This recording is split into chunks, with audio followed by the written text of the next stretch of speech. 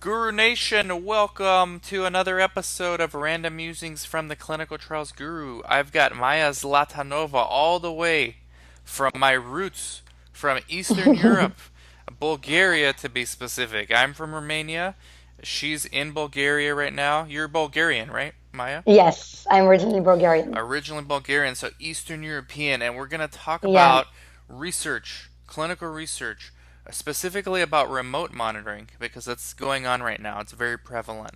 But we're also going to talk about other things like the importance of understanding as many aspects as you can of clinical trials, and we're really going to get a good background as to Maya, like who she is, how she got into research, and all of those things. So, Maya, thank you very much for coming on. I appreciate it. yeah. Thank you very much for having me, Dan. I've been following you, and I know that all the topics you're covering are super interesting. So I'm delighted to be with you and chatting with you. Thank you very much. At least I hope each video is interesting to someone. I don't expect each one Of to be course. interesting to everyone, but at least somebody find value. But from this one, I know they will because I follow you on LinkedIn as well, and you always have these posts. You get all these comments, so people do listen to what you're saying, and people do resonate with you. So hopefully we can share that more with more members of Guru Nation now. So Maya, like who are you and how did you even get into research? It's a very interesting story. Now that you asked me, I started even laughing because it is a long story, but I'll make it short. So, my background is nothing to do with I don't have any medical background, and I never thought that I would be a part of a clinical research, a part of the clinical research space. I remember the very first time that I heard about a clinical trial. I was living in Indianapolis in Indiana Wow. for like around a year, and like my host was working at Eli Lilly, and he was a part of a clinical trial back then, very interesting one for Alzheimer's. And that was maybe the first time that I heard about the clinical trial, and he was telling me about like the different groups and like all about it, and I was kind of excited, but it was like Mhm. okay, Mhm. right? And then I moved back to Bulgaria. After that, in London for a while, and I started working for a company that was producing softwares for the British government, but more specifically, the National Institute for Health Research. And imagine all of the softwares that are now being used by the sites, by the like the ethics committees in the UK. All of them were developed by this company, and I was actually brought to the company to develop their German-speaking market, and mainly to work on GCP compliance training. And I do remember back then, so that was like 2009, we were working on the first GCP online training that Wow. was like not first like overall like in the world, Mhm. but like first that was governmentally that was basically approved by the government. And so all the sites started being trained, and also like all the institutions started getting not just face-to-face training but online training, which was something very huge back then. Is it still around this company? Yes, Yeah. the company was bought a couple of years ago. I don't remember anymore. I think it's still around. Okay. I don't know whether they work with like the same institutions anymore. I kind of lost the connection there. I was like promoted to become part of their senior sales team, like a sales director. But then I decided that I really like this like space with regulations training, and I already had pretty good network of experts around the globe. So like me and part of like a couple of colleagues of mine, we decided that we want to start like helping these experts spread their knowledge, and we started working with like pharma companies and zeros like back then quintiles, Mhm. BPD, to help them train their staff in multiple things. But that's also including institutions like the national, the United Nations and ministries of health, etc. And this is how I started working in the clinical research space. Wow, so that's interesting. So from the software side, okay, and then what, like, bring us to today. What do you actually do now? Yeah. So while I was working with this network of experts providing training, something happened, which was like a catastrophe for my family. My sister, we found out she has a very severe eating disorder. And this changed our entire life because we were seeing her, like losing her in front of our eyes. And I already knew that clinical trials exist. The problem was that I was in the shoes of the patient this time, like the care of the patient. And it was a completely different story, right? Right. And I said, okay, well, this shouldn't be like that. I mean, we should do something about it. I can just like try to help my sister and some other people that found out that I know something about clinical trials and they asked me for help. I can like stay like that, or I can try to do something. And maybe like I won't succeed, but at least I know I've tried. And that's how I actually started together with my partners, Find Me Cure. At the beginning, purely as a Find me project. cure. Find me cure. Yes, Find Me Cure. Yeah. The whole idea was that when people are going out and searching for not necessarily clinical trials, for information, for their condition, for treatment, clinical trials are an alternative, and they don't know that unless the doctor tells them that. Right. But we are so empowered by the internet nowadays that it's a shame that you can't really find out information that you can understand and use, like make something out of this information so that you can like find a one completely new world out there that might be your solution, right? And Absolutely. that's how we started with Find Me Cure with the sole goal of really simplifying the journey of a patient who's out there searching for alternatives, Hmm. finding out about clinical trials, and then understanding and joining one.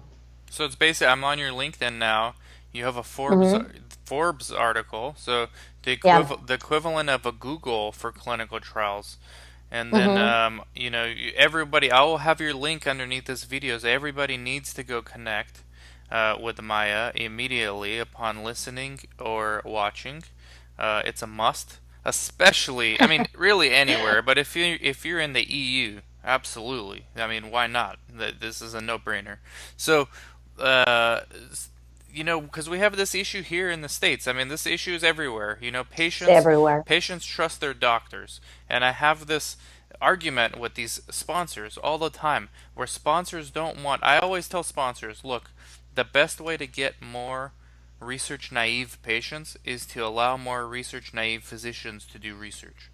And Absolutely and agree it's never here. been a better time than right now, because right now we need more. There's such a huge demand. All Absolutely these agree. studies that are on hold that are about to get started soon, they're going to need more patients. I mean, we already Mm. don't have enough patients. Now patients Mm. are going to be scared to go to the clinics because of Well, coronavirus. that's a funny thing that you're mentioning that, but actually, it's not really true.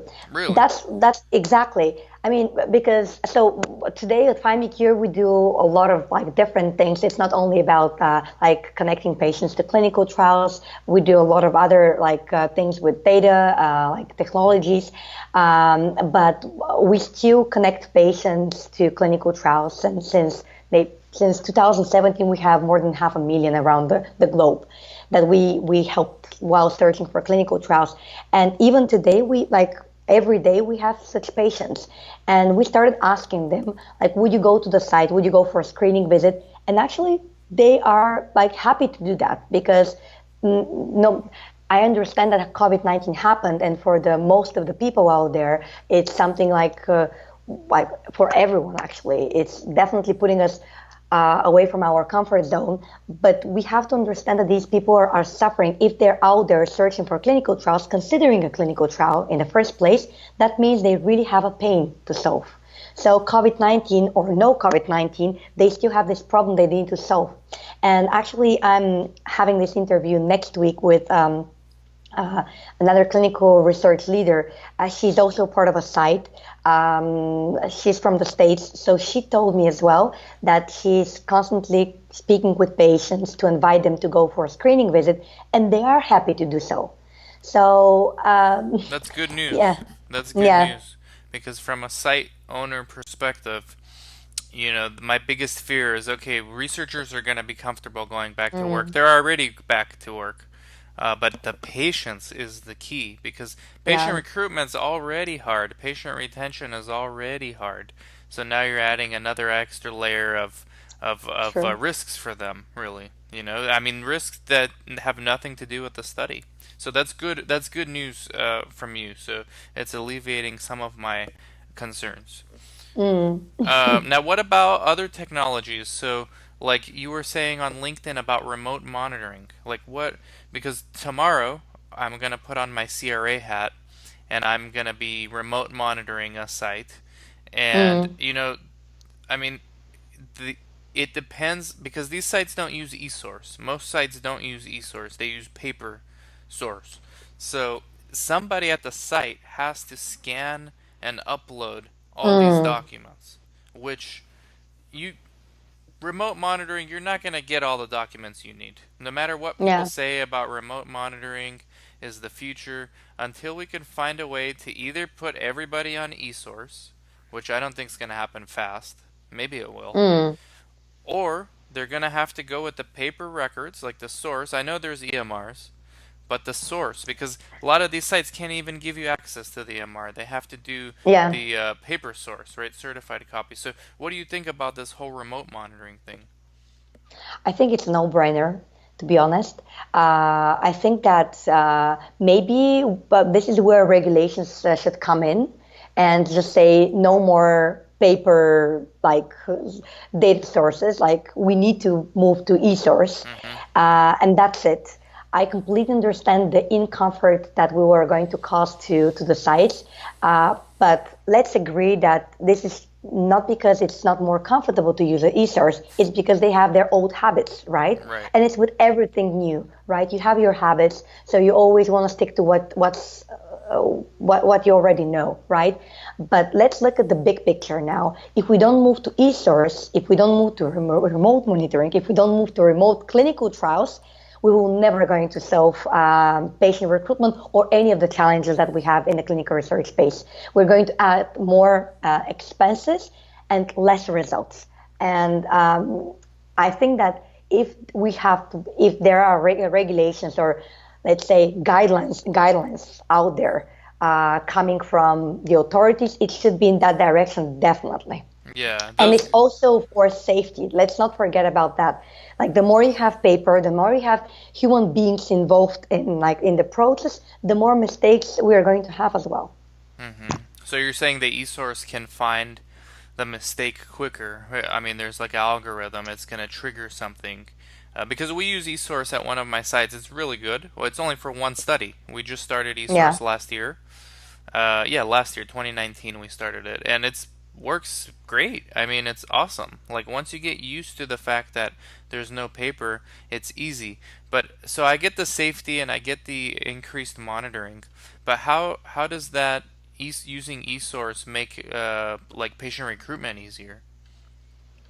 Um, Patient recruitment, not like directly, it's not directly like a part of this e-source, but it's not, and it is because if we're not trying to change the habits and the way sites are working, we're not going to change anything Hmm. in general. So I think that e-source is just one example how we need to start thinking, how do we create these better tools and ways for the sites to operate? How do we speak about taking away the burden from the patient. I think we should also start speaking how do we take away the burden from the site, from the investigators, Hmm. because and for doctors in general, if you ask me, because for like centuries we are just demanding from doctors and investigators, and we're not doing anything to like make it easier for them to run clinical trials. And you know better than I do what it's like to run a site. It's like a completely different business than being like having your medical practice, right? Yes, So very different. that's where I see the connection that e-source is just another way to say, okay, I know how you did your things back then. Now it's time to move to something new. That's a good answer, yeah, because using the eSource, a lot of times they are integrated with CTMS, so it allows the Mm, site to see what they're owed as far as payments are Yeah. concerned, in addition to the e-source and getting activity updates of what's going on. So that's really good. It's very important to be a generalist in this space, especially during economic downturns like we're seeing Mm. now. We're hearing stories of people getting furloughed, and I believe it's going to be a quick recovery in research, at least. I don't know Yeah. about the global economy in whole, but in research, I think it's going to be quick because we just did this morning, a few hours ago, we did a site selection visit for one of my sites, like for a Crohn's disease study. Nice. So these things are happening. These were not happening in 2008 during the Great Recession. In Yeah. 2008, everybody just said, hey, the studies are on canceled right now, and you didn't hear about a new study for months, months if you were lucky. Now we're hearing new studies all throughout this quarantine. I mean, virtual site selection visit, virtual site initiation visit. So I think a lot of these technologies are going to stick around now. And I think, like if you found a solution for patient recruitment, I think that's going to be here to stay because these are the kind of technologies that we need. But what do you think about being a generalist? Like, have you ever worked at a site or as a CRA before? No, no, I've never been working at the site or as a CRA, but I've been very closely working with such professionals Okay. because mm, you have to understand that when I started, I had to go through like working with different companies to understand, and my background is business development, so I also practice design thinking. So unless I really put myself in the shoes of the other person, I wouldn't be able to like build solutions and even think of ideas, right? So I've been working with like CRAs, I've been working with investigators, with research nurses, like coordinators. I've been working with vendor companies, with like pharma companies, CROs, like from different teams and departments to really become the generalist that you're speaking about. Because I don't think that, for example, my biggest concern of the for the industry is patient recruitment, like definitely. It's the But I biggest don't issue, think yeah. Yes, but I don't think here's the thing that I don't think that patient recruitment can be so easily by just one provider or one or some kind of like campaigns or like EMRs. It's like multi-stakeholder. It Yeah. should be multi-stakeholder approach changing on multiple levels. And my vision is even further. I don't know. I hope that I will see that in my lifetime, Mm-hmm. basically happening, where we have completely different type of clinical trial. Because I think that patient recruitment cannot be solved by adding more solutions. Patient recruitment can be solved only if we change the way clinical trials are working. So what do you think about virtual trials? What are your thoughts on those? I think that's a step in the right direction, definitely. And I wish we had virtual clinical trials more established prior to COVID-19 Yeah. because Well, even now it's, we don't have them.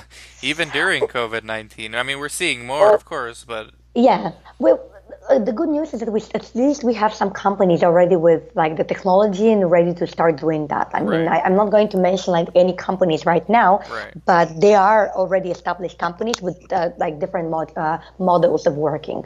So that's the good news. So it's another story like how advanced these technologies should be, and again another story where virtual clinical trial has to do that much of it with technology, or it's just it has to do with regulations and adoption. That's another story, right? That's a whole nother story, yeah. Exactly, because I don't think the technology is the problem. I think it's the adoption, like, and our fear, and again, not wanting to go out of our comfort zone, and also the sites. Let's not forget that the sites, like, it's like they're in the center. We say that we want to make the patient in the center. In reality, it's more like the sites in the center, especially the sites that you want to get on board, That's right? very true because if you put the sites at the center, the patients are going to be at the center too. And then Yeah. you need the sites to recruit the patients. I mean, you can use vendors, you can use all these things, but the best relationship is that physician-patient relationship where they say, Yeah. hey Bob, I have a study, like I think you might qualify. They're gonna Mm. trust that physician 100 times more than they're going to trust a Google ad or anything else they see, like something on TV. I mean, Of you course. know, and so we have to be careful with the sites because we can't remove the sites. I think that will, if we remove the sites, there would be no patient recruitment going on almost. Yeah, but let me ask you this.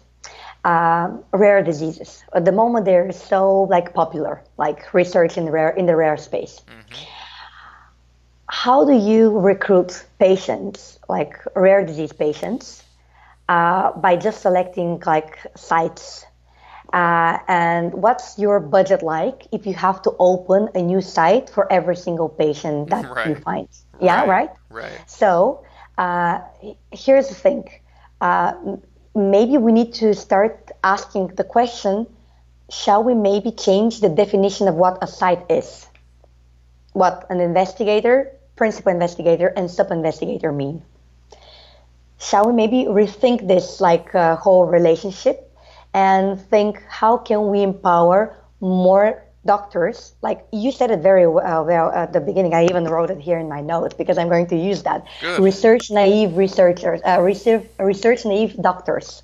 How do we involve? And it's not by opening new sites because Hmm. like you can't make every hospital and every practice a site. Maybe that's not the goal, right? It's like I'm not going to be able to give you a good example, but maybe like this decentralized mode that we started discussing parallel to Hmm. virtual clinical trials is where we have to further dig in. Not saying that what we now discuss as the centralized mode is that's it and let's stop there. But Right. I think that maybe we should start thinking which are these sites that are super experienced in running research, and maybe they can become the centers of research, helping other remote doctors, remote investigators to support their patients being a part of the clinical trial. You can call them satellite sites, satellite doctors, whatever, I don't care. Site. They're calling it like siteless trials. Yeah. Um, well, sightless is different because, like, I think maybe I'm wrong, though, because my understanding of sightless is when you have the clinical trial entirely through your mobile phone, for Right. example, and you don't have to meet any doctor, etc. Or the I mean, patient's home. You know, usually yes. like so there's the complete virtual trial where nothing is Hmm. done at a site. Everything's done either at the home of the patient or online. And then there's the hybrid. The hybrid, I'm actually working on a thing right now on a new company for a Hmm. hybrid trials for all these studies impacted by coronavirus. So we're sending the staff to the patient's homes and we're keeping them away from the site as much as possible. But there is a Yeah, site. There is a site to receive the IP, to dispense it. You know, even if they send it to a vendor who's going to take it to the patient, to enter the exactly. data, do the queries, and then all the back end stuff, like the stuff for the monitoring, like uploading the source documents, right? Which is, Hmm. again, Hmm. most sites don't use eSource, but it would be a lot easier with eSource, I tell you. Yes, yes, true, true. So the sites are just concerned that they're going to um, lose out on their budgets. And my answer to them has always been, look, there's a place for these 100% virtual trials, there's a place for hybrid trials, and there's even a place for 100% traditional trials. Oh, So absolutely. I think the market just Absolutely. get bigger. What do you think? Absolutely agree. And we've been seeing this increase of clinical trials like since, I don't know, decades. If you look at the number of clinical That's trials right. on clinicaltrials.gov, you see that it's increasing all the time. I'm not concerned about the volume of clinical trials. Actually, I think medicine is progressing quite a lot, and I will see even more research. But I wouldn't be concerned of losing my business if I'm a site, even if we speak about fully virtual clinical trials, because the role of the site is like it's super super important. You always need a doctor, and let's not forget, patients feel safer like when they are with their doctors, right? Of So course. I think what they should expect is actually just more support and empowerment, really.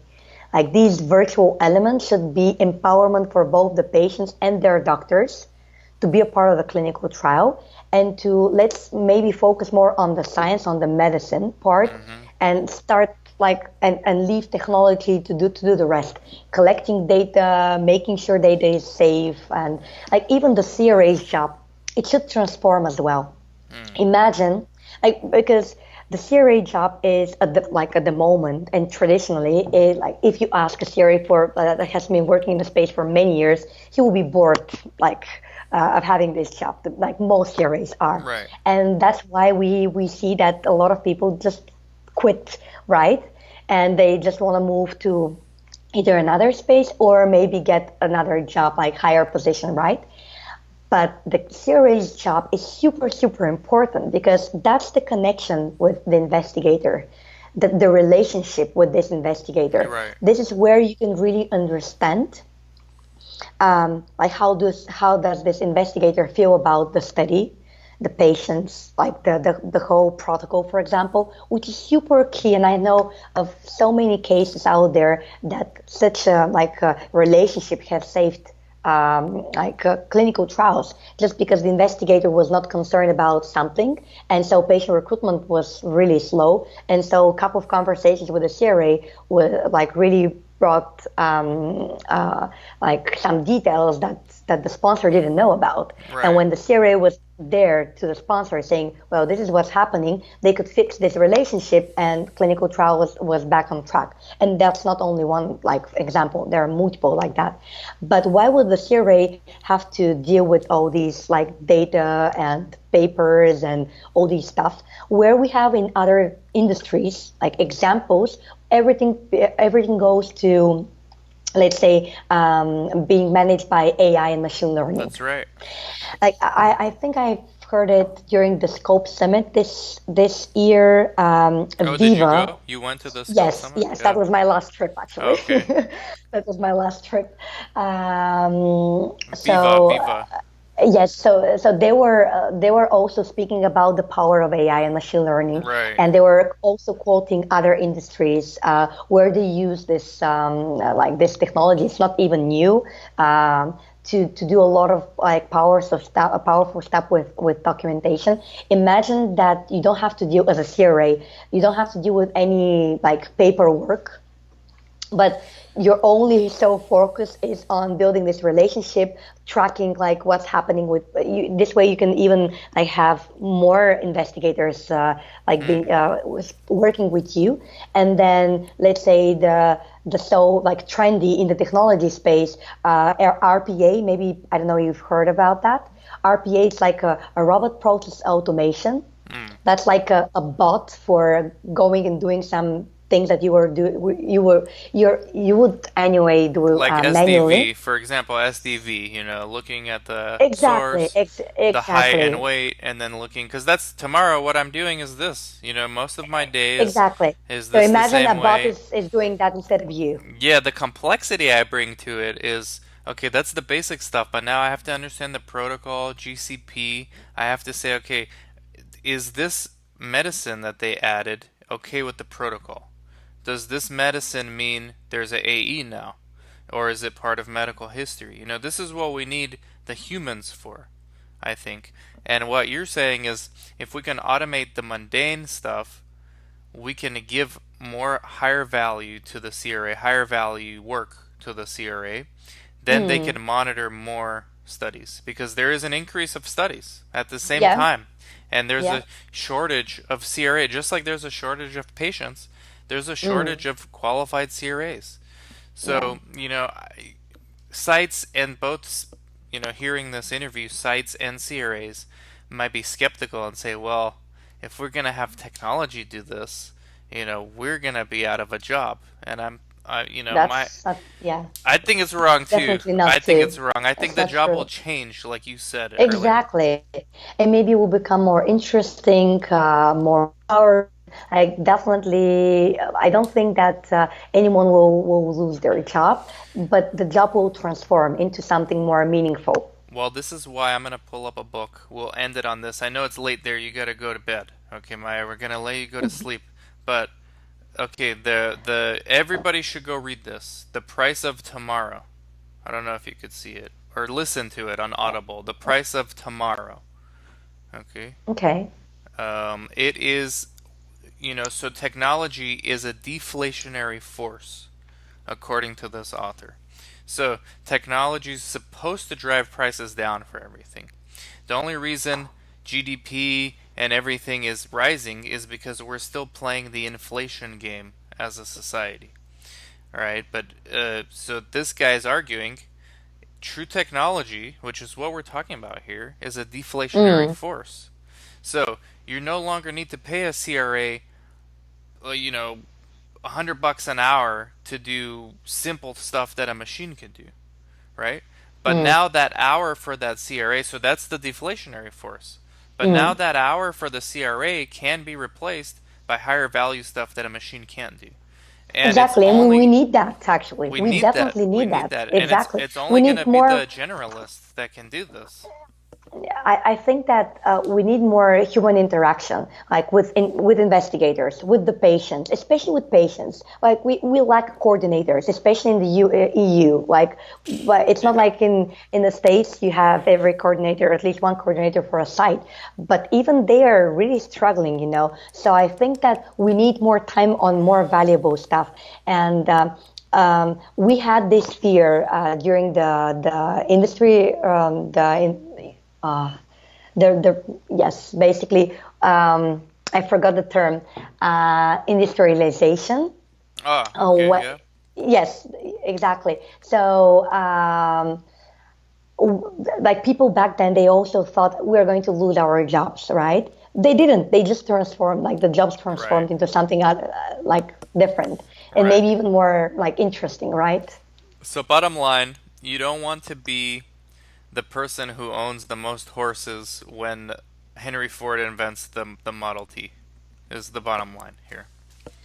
Uh, yes, but let's not forget that we speak about clinical research, right? Right. So no matter how optimistic I want to be, I know that that's a very long-term game. Oh And yeah. I'm bringing this to you only because I want to make like I want to start this conversation. What if? Imagine if, so that we can start transforming our thinking. Right. Because like if we don't start thinking out of the box, then nothing will change, or it will change but very slightly. It's gonna eventually And happen. It will eventually happen. We get young people like you coming in this industry and seeing things from a software perspective, and things change. This is how things change. I read someplace that by 2024, this was before coronavirus, something like by 2024, 60% of all clinical trial budget will go to vendors. So that's interesting right there. A lot of these vendors are tech vendors or are expected to be tech vendors. So this trend is here. For those of you in the industry, you need to adapt. You have to adapt. And I guess that's a good way to end this interview. But Maya, like, I appreciate it so much. We have to do a part two and maybe three and four because we can go on forever. Um, but everybody needs to connect with you on LinkedIn. So I'm going to have the links underneath the video and in the podcast. So just go connect, tell her you watched or listened, and start networking. Start networking and start learning about the future because it's already here, guys and gals. yeah, I want to hear from you the future as well. So come and share with me because yeah, I'd be interested to hear like what you envision. Good. Everyone. Let's do it. Let's do it. So we'll do more, but I appreciate it, Maya. Thank you so much. Thank you, everybody, for watching and listening, and we'll catch you all later.